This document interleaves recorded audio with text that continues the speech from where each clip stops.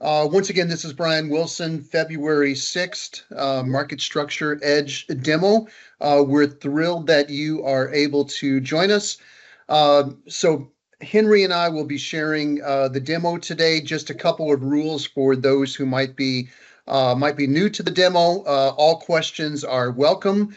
If you would please just mute yourself during the discussion itself.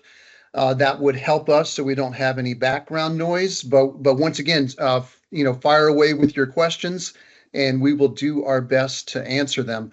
We're going to start off with Henry. We both have a few topics today, and then we'll try to take a look at what's next. My what's next when I was looking at it had about 4 or 5 elements. I don't know about Henry, but there's a lot going on in the market right now. So I'll kick it over to Henry, and he'll get things started for us. Great. Thanks, everyone, and appreciate you being here. Again, my name's Henry Howard. I'm the Director of Client Services here, and today have the wonderful pleasure of sharing with you. And so we'll go ahead and get started. I'm going to hop in right now to our Market Structure Edge dashboard, and I consider myself a discretionary trader who fills my head with data. And I have a pretty clear process every morning of consuming Edge data and utilizing the various data points within Edge to then go ahead and trade and make decisions throughout the day. So let's jump into it. For those of you who are new to our call, this is broad market sentiment at the top of our dashboard here. Really, what I like to do is I like to go from what's the broad market doing, and then let's narrow down into what's big tech doing, what are the sectors doing, and then after we've done that, we get into daily trading ideas and we get to make a decision. So this is broad market sentiment. I'll just point out a handful of things. There's a lot going on here. But the two distinctions is this green line right here is our 4 line. It's green because that means go. That's a statistically significant entry point at 4. And then we have this line above 6. As we get higher, as you can see, right around the new month, we crossed over this 6 line, and that's when the price of SPY started to deteriorate. Obviously, we haven't had a lot of gains. We had a big push this past week after expirations, which we'll get into more. But the understanding is over 6, and specifically as we get to 6, as we push to 6.5 even, that our gains start to deteriorate. That doesn't mean that we can't, that the market still can't go up, but as we look at the past, we put that red line at 6 because that tells us that it's going to be more difficult to go higher from that point. There's some always caveats to these lines, but we'll, in general, that is our sell line. Next thing I want to point out is short volume. If Brian doesn't mention it, I will. We've had this slow and steady, I think looking back into November, we had pretty low short volumes. There wasn't a whole lot of commitment. And now we've seen this slow and steady rise of short volume here across the broad market sentiment. So that's really step number 1, is to get a real understanding of where we are in the cycle, what short volumes are doing on a broad market, and really leaning on sentiment for the broad market SPY. So that's component number 1 that I'll look at.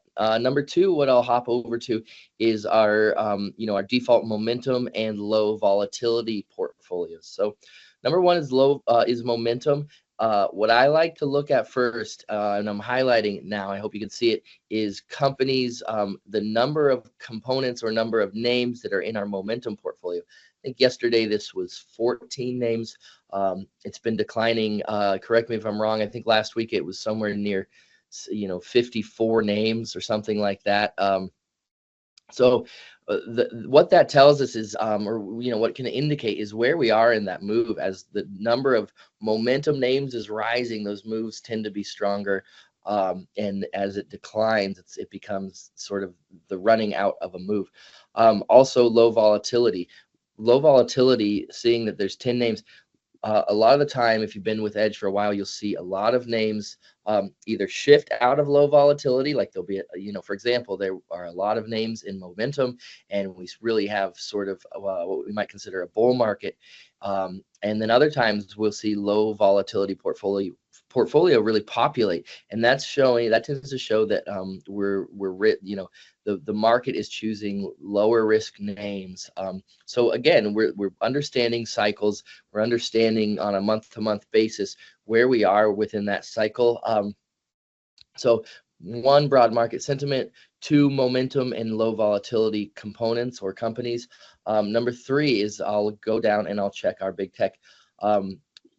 We talk a lot about the impact of big tech, the amount of market cap that's in big tech, and so I like to dig in deep within big tech. The most, again, we're looking at the overall trend, and then we're looking at short volume. So the big thing right now is this pretty dramatic rise recently in short volume. And then I'll come down to the individual names. I like to sort them by market cap. I sort them by market cap because that's how various ETFs and market trackers are going to balance their baskets, is according to market cap. And so when I see these components moving together, say these top 4 or 5 names, you'll sometimes see them, they're all 6 or they're all 7 or they're all 8, and as they move together, that's usually a pretty good indication of a directional market. As they start to fall from, say, 10 down to 8 or 7, as they decline in unison, that's a really good indication that we're going to have a pullback. So again, I'm looking for whether it's a directional trade or if it's maybe a mixed market. What this tells me right here, among other things about earnings, is that it's a pretty mixed bag right now, and I think that's what we're seeing. We're seeing that play out in the index the last few days. That there's not a strong commitment. Henry, just to interrupt you for one moment. So when you're looking at big tech, will you track them by the demand trend? Is that what you're watching to see if they're all moving the same direction? Yes. So I've sorted them by market cap.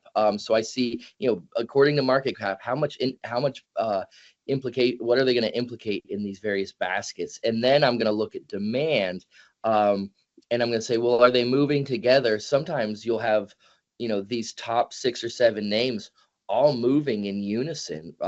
From whether it's 6, 7, they're all moving up. Some of them, and in the inverse of that the demand trend would be moving downward. And so if they're moving together, that we will likely have a directional trade. If they're, as you see them now, well, Apple's 9, it's kind of the opposite of Microsoft. They're not moving together. So we're seeing this sort of just this volatility that's there's not a lot of commitment one way or another. Does that help clarify a little bit, Brian? Sorry, I maybe should have. Yep, it sure does. I just wanted to make sure everyone understood what you were talking about there.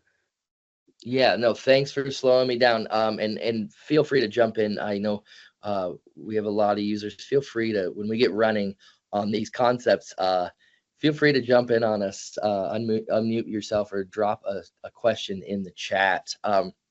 So that's really the looking at how are things moving together. That's the top-down approach. I'll also take a peek at, are these supply levels, these short volume levels, I'm so comfortable with the data now. What are those relative to their historic trend? And that's where that trend line can really be helpful. We'll poke around in Amazon right now. But we recognize, well, really, Amazon's been sort of flat as far as its short volume. This dotted line is the trend line. Let's look at Google, and we're going to come back. I don't want to play all my cards right now, but here's a look at Google that I think we saw play out in its earnings. But that's we'll hold off on that, and we'll hold off on the big tech conversation because I think Brian and I both want to get to it eventually. So we've done broad market sentiment, we've done the number of components, and we've looked clearly at big tech and the components in big tech. So now we have an idea of what the market's doing and how it's sort of moving as a whole. The third step is, or the fourth step now is to go and look at those individual daily trading ideas. I tend to stay in the momentum portfolio. You can jump from either the momentum portfolio or the low volatility. I like to sort by probabilities. Again, I mentioned this in my desk note, but when I start to see some of, depending on the names that I see in these daily trading ideas, both the number of names within this portfolio and the type of names, if they're really strong, like mega cap names versus if they're sort of smaller cap, not as strong, maybe I consider them a little bit more speculative, then that gives me caution. So even though we moved up yesterday, I still have a level of caution around the move. The last thing that I'll mention, and then I'll toss it back to Brian, and what we can talk about a little bit more is understanding. So now that I've looked at the data, I've really consumed the data, all four of those things. I've recognized what names are in, have that divergence. I know a lot of other people have convergence for shorting, but I'm going to look at those divergences on a broad market, on a big tech, and then on an individual level, and that's going to inform my trading. The last thing that I'll mention is recognizing where we are in the calendar. So month-end month-end options expirations, these small green dots where you can see we have both VIX expirations. These are an excellent, look at this expiration. We had the big sell-off, and then, the quick buying, that quick turnaround. Similar to this past week, you have these expirations that are really critical junctures, and that's why we put context in every one of our desk notes each morning. Is we have the data, but we weigh the data against the context. And I'll go back to today. There really is no context until tomorrow morning when we have unemployment numbers. So we can talk more about risk events and context, but being really aware of where we are in the calendar, where are the risk events within the calendar, and how much time do we have until expirations, because that's really those flows and those derivative expirations really are dictating prices to maybe a larger degree than I would like them to, or than maybe we all would like them to. So that's all. That's a really a pretty clear overview of Edge. And now I'm going to give it back to Brian, and then after that we can talk about what's next, and we can dig into some other questions everybody has. So I'll give it back to you, Brian. No, thank you. I appreciate that. Let's see. We can address one question that's in the chat. Which is more important, high demand or low supply?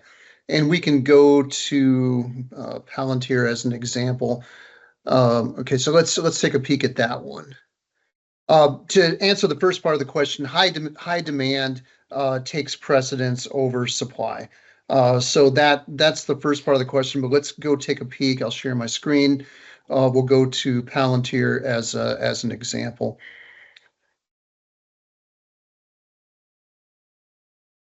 And we can talk through what will sometimes happen in a high demand, high short volume environment.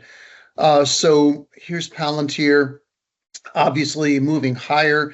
Look at sentiment moving higher at the same time that short volume is moving higher. Okay, so here's the concept to understand with short volume is that it represents borrowed shares in the marketplace. So for instance, for every trade that's going into the market, the short volume represents that percentage of trades that's coming from borrowed shares. Brokers no longer carry as much inventory as they once did. They're not allowed by law actually to carry as much inventory as they did. So brokers don't carry as much inventory. A buyer comes into the market. If there's not a natural seller to match that up with, the shares will be borrowed. So that's what's happening here as Palantir rips higher in a high short volume environment. That's why that's occurring, because there's buyers out there. Obviously, they can't find natural sellers. So the market makers are then borrowing those shares to facilitate the trading. Henry alluded to this already. What you want to watch for from a short volume environment is just watch the trend. Over time, this needs to be taken care of. Those that have borrowed the shares actually have over 30 days to take care of that borrowing. So sometimes you will see this above trend for a period of time, but at some point it does need to get resolved.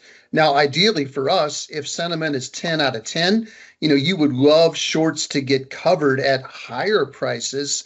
That's actually what's occurring here to a certain extent. We're getting some short covering at higher prices, and sometimes that can extend the rally that has been taking place in shares. But short volume itself, it's not short interest. It's a representation of borrowed shares in the marketplace. Recognize that the S&P 500, just as normative, is usually around 49-50%. That's the norms for borrowing in the market itself. Hopefully that helped to explain that concept, and we can circle back to you if that was not clear enough. I'll start my kind of portion of the discussion here by looking at actually a couple of the points that I made in this morning's note. We'll circle this back 6 months or so. Henry did a great job of talking through a couple of these kind of blips that we've seen in the market recently. Look how they all align. So downside into expirations, market moves higher afterwards. Downside here, market moves higher. You can see how that you can see it clear. Let me do a shorter look at that. You can see it a little bit better. But look at the expirations here. So downside into expirations, we have a change in direction. This is month end, we have a change in direction. We have an extension of a little bit of a rally after expirations here. And this was, once again, month end. You can see a little bit of downside. That's part of the reason that we do, keep context kind of front and center in terms of what we're doing. Market strategies are just very short by their nature anymore. They tend to move from one expiration cycle to another, sometimes from one month-end period to another. So we just want to keep track of what's going on with context. I mentioned a couple of things. This was the first item that I was trying to explain this morning. Short volume starts to rise from early December moving forward. Notice where the market is. SPY was at approximately 607. Where's the market at right now? 604. So we went absolutely nowhere with short volumes rising. Generally speaking, when we're talking big picture concepts, rising short volume, think of it from a sailing perspective. It's kind of like sailing into a stiff breeze. There's just this constant headwind that's out there because there's additional supply out that's being introduced into the market. That's what's happening here. Additional supply keeps getting introduced into the market. So here's a concept to remember. Rising short volume tends to introduce choppy trading. You see it over and over and over again. Henry already mentioned this one. Look at broad market sentiment here in green. Once again, that's our algorithm for demand. As it rises above 6, what happens to the market? Well, the market was at 608 as we went through the red line, and as we come back through the other side, it's at 604. That's a very, very normal outcome. Very difficult for the market to continue to post gains. We usually don't implode. We didn't here. But we also usually don't continue to move higher. So I just wanted to share those two concepts because we're seeing them in this recent trading activity.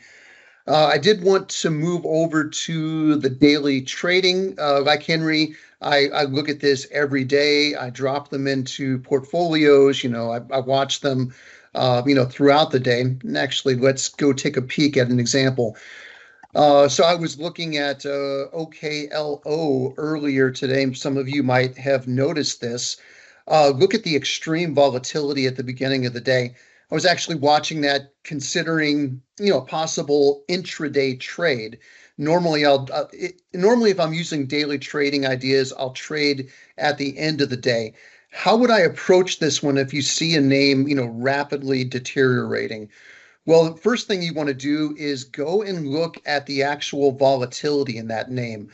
So let's say OKLO is down 5%. Go check out the volatility. What's the potential range right now? Well, that thing could potentially drop 14%. Now, recognize that it's usually not going to drop more than half of its daily volatility, but it could. So if I was going to trade that intraday, I was looking at, maybe 8% down, 9% down, and then maybe, doing a small position and perhaps adding to it. Like I said, normally I'll trade at the end of the day, but if you are watching something on an intraday basis, go check out the volatility, because that volatility read will help you from perhaps entering into a trade too soon, if that makes sense. As an example as well, if you are trading right now, recognize that we're in the heart of earnings season. So just go check out your names, go see if they have earnings coming up, or if there are peer comparisons, perhaps see if any of their direct peers are going to report. You don't want to get burned going into a name, right ahead of earnings. Henry had mentioned this concept, I believe it was yesterday, about NVIDIA, and I believe we shared this last week as well, but it's good to have a refresher once in a while. We'll show you what Henry was talking about with weak tops, and I'll share one other example with you, because we're starting to see this across the market. So the normal rhythm for NVIDIA trading last year, look at the normal rhythm of the market. Hitting 10s, moving back down to 1, hitting 10s, moving back down. It's very, very normal trading. But throughout that process, NVIDIA's moving higher, right? Notice what happened here in November. What starts to happen? Well, we're only hitting 10, but very, very brief amount of time, and then we just don't hit it anymore. This was what Henry was referencing yesterday as weak tops in the marketplace. We can see how that's playing out.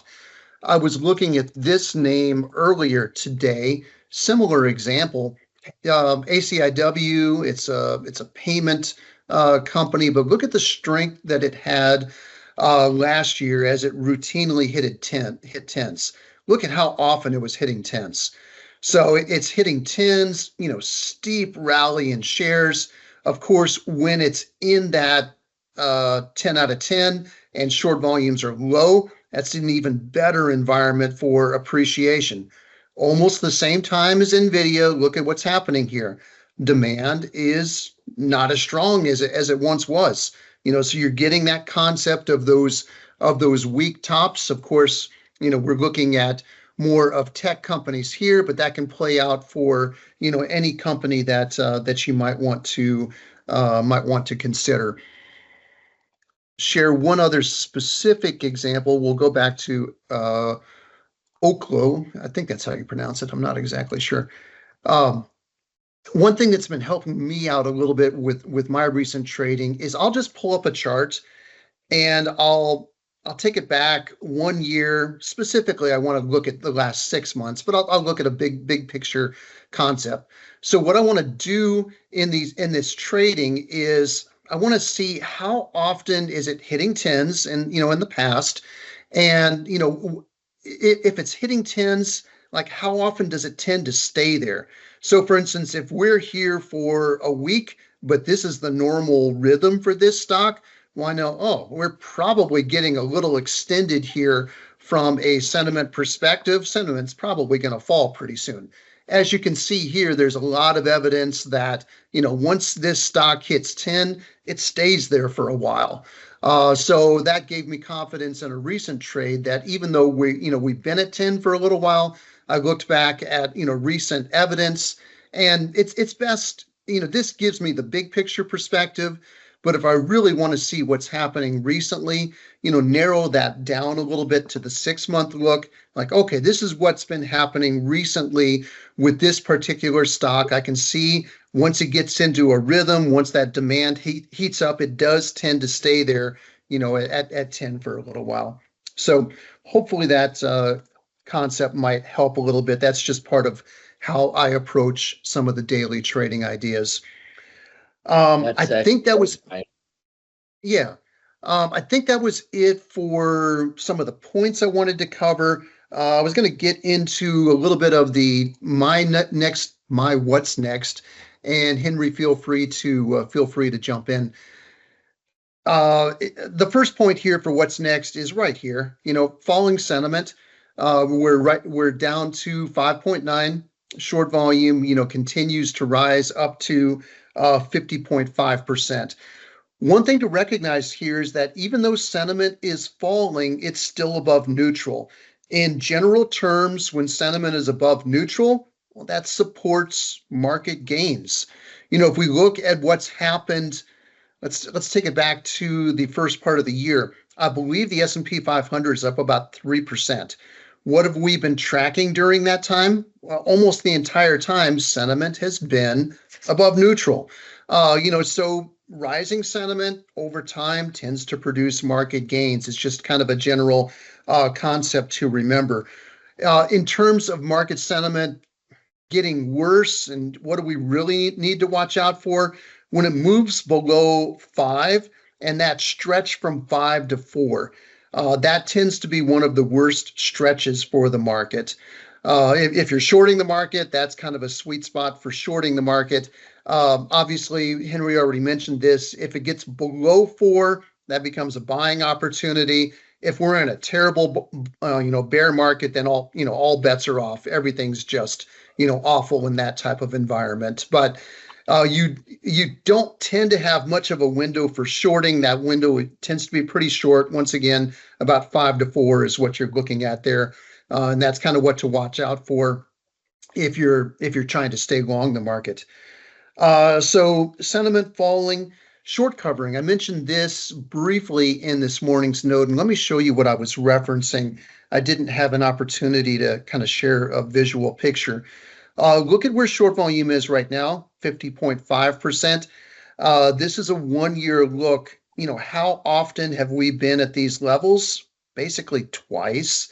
We were north of 51% back in September. We were 51% back in March.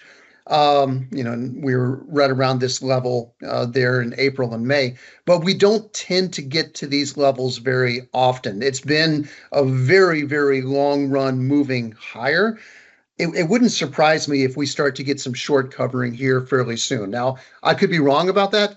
Maybe we continue to move higher, but if we do get short covering, well, it tends to advance the market. Look at what happened this stretch right through here. What did the market do? We had a really, really good rally. Now that was an outlier, right? We don't tend to have that type of short covering very often. Let me show you what that outlier looked like. There's that dip. So that was an extreme short covering rally. I wouldn't expect anything like that to happen again, but just recognize we're getting kind of towards the high point here. We could have a little bit of a short covering rally at some point here in the future. And I mentioned that I had a lot of points here with the what's next. It is a little bit confusing, to be honest with you. We have a lot of variables hitting us at the same time. Here's one other variable to consider. Look at the recent dips in the market. And let me back this up a little bit to give you a slightly better view. What I wanted to show you was, for the most part, these are also outliers. The number of small volatility events that we're getting in a row, 1, 2, 3, 4, to a certain extent, 5. So 5 quick volatility events within the course of about 6 weeks. That's a lot. It tells us that the market is just a little bit uneasy right now. So it also informs us as traders that we need to be aware of that there is a little bit of angst in the broad market. We're seeing it with those rising short volumes, but we're seeing it with just how the market is reacting over time. So just something to be aware of. I don't know if those volatility events are totally out of the picture. I have a hedge in place. It's a small hedge, but I do have a hedge in place just in case we have additional downside. Let me see if that was all the points. Oh, and the last point I want to discuss is just big tech. Henry already mentioned this. If downside intensifies, it will probably be due to big tech. Look at sentiment declining. That's a pretty large decline from 7.9 down to 5.3, probably moving below neutral soon. Notice what's happening at the same time. Short volume is increasing. And for those that are new to these concepts, look at the percentage of trading that comes from the big guys. So this is the top 15 stocks, and that's like 42% of the S&P 500. That's why we track it, because it's huge. It has a huge impact on the market. It means that when big tech really starts to deteriorate, it's going to be hard for the rest of the market to keep the market afloat. So I have talked plenty, probably more than I should have. Henry, did I miss anything? No, I loved. I'm gonna pull up Palantir one more time because I think the opposite of, we've kind of been pointing out these divergences. Here in Palantir, you have I'm gonna look back to October or excuse me, November, and so we see this was what I would consider on at the end of the month a week top, plus we have expirations. Well, what happened? And when I say week top, I say look at how many days Palantir stayed at 10, just and just very methodically moving higher is what we see. Well, what happens when it has this only 2 days at 10 and then starts to decline? Well, we see that the price declines, or at a minimum it pauses. On an alternative, look at how many days it's hanging at 10 right now. So to me, that's when I go, well, is the Palantir move over? I go, I wish I was holding it. So the opposite of what we were seeing is these weak tops. I think you pointed it out in Nvidia. I'm gonna pop over and look at Google and Microsoft. So Google, look at this this week top in Google, and then we'll look at Amazon because that's coming up this afternoon. So here again, really strong, a lot of days at 10. Now as this is moving up, 40% or 39% short volume in Google is not relatively high. There's times when Google will be at 50% short volume. So here we have a lot of days at 10, and then we're cycling back through. Well, now this is where we see it deteriorate. So not a great sign for earnings.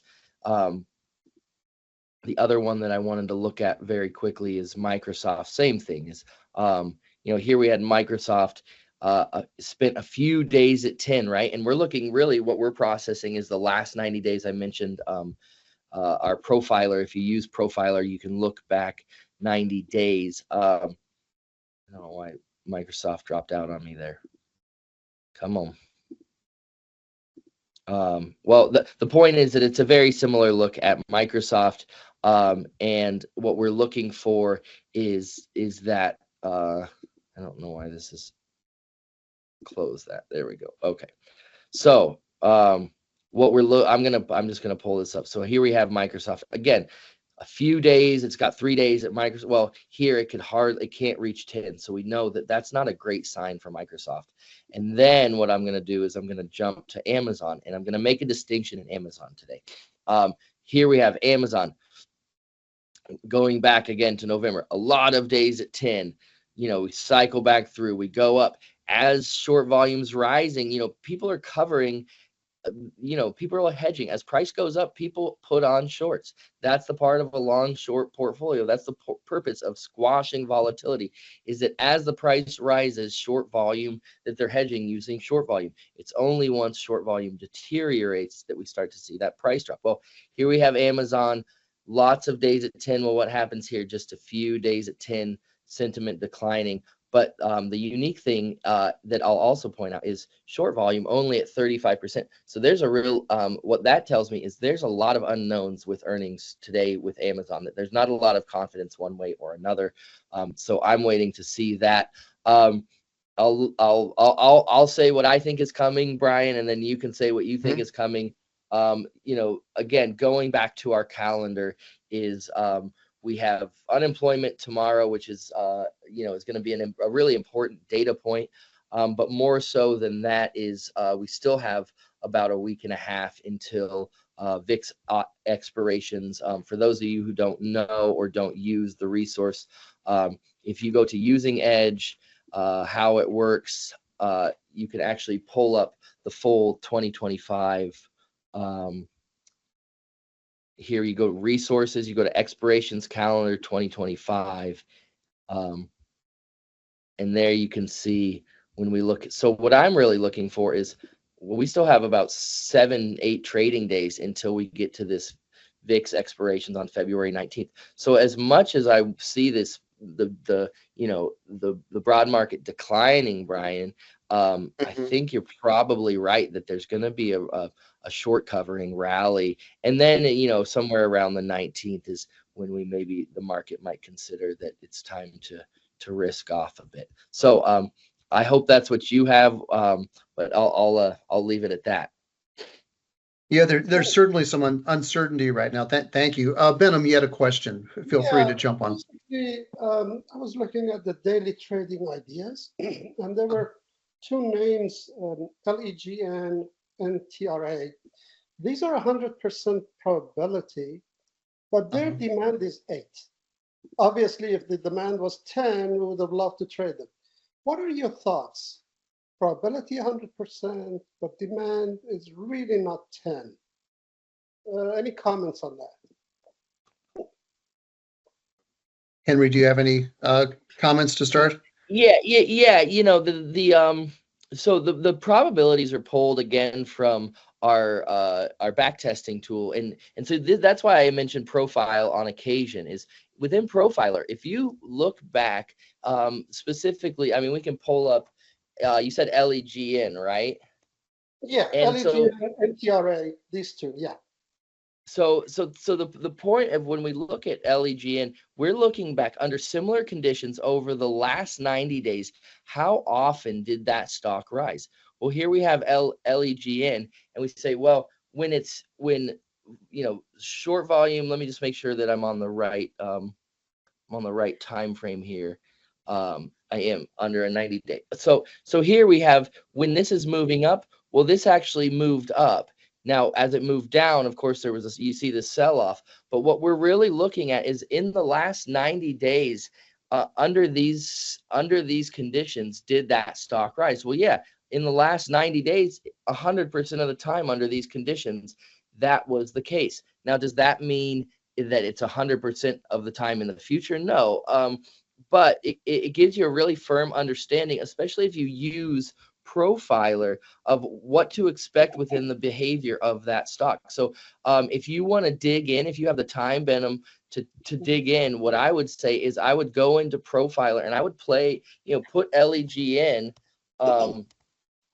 in your Profiler, do a 90-day look back period and figure out, when I buy the uptick and sell the 10, you can adjust these thresholds.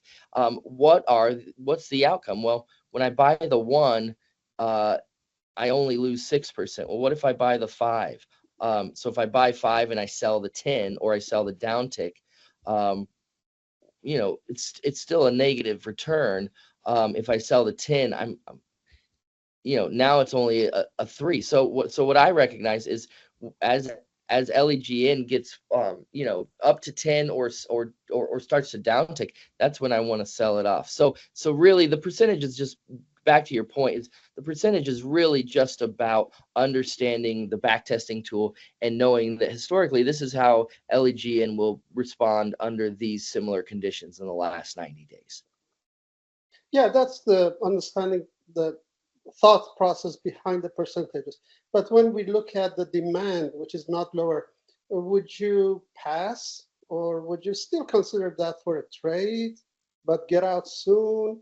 You know, what goes through your mind in these situations?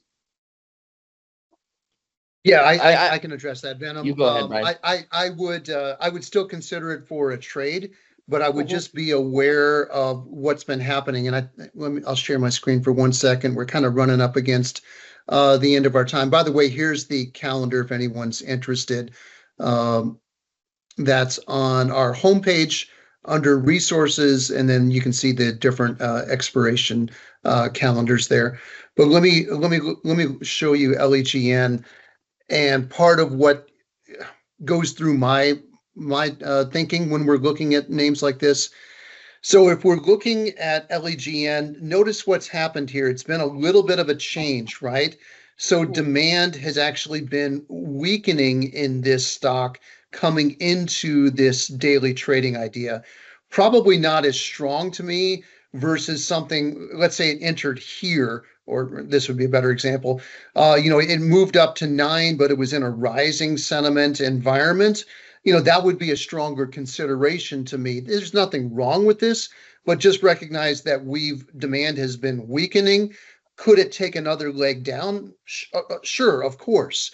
So just recognize we're talking about two different things here. One would be rising sentiment. I would have more confidence in that name versus sentiment that has fallen and now is trading sideways. I don't know, where sentiment might go, from that point moving forward.